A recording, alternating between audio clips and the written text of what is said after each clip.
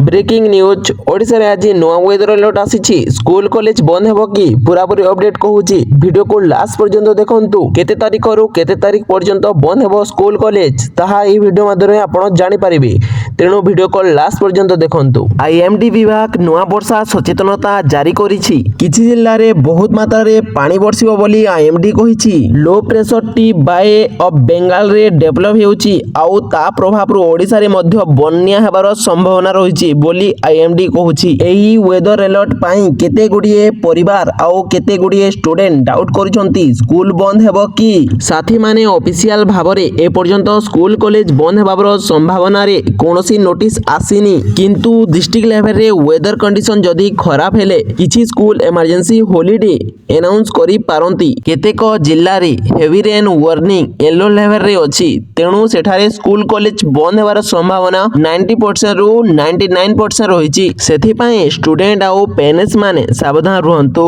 आसंता 24 घंटा मध्य रे आईएमडी रो नुआ अपडेट आसीबो सेथि रे जणा जीवो स्कूल कॉलेज केबे ओ केते तारीख पर्यंत बंद हेबो तेणु आईएमडी रो नुआ अपडेट को अपेक्षा करंतु ताहा आसीबा संगे संगे मु आपनकु कहि देबी तेणु आपण मो चैनल को सब्सक्राइब करि रखंतु कारण सब्सक्राइब करबा द्वारा आपनक पाखकु प्रथमे एही खबरटी पहुंची जीवो। आजिरो पई एतिकी देखा हवा नुआ खबर रे।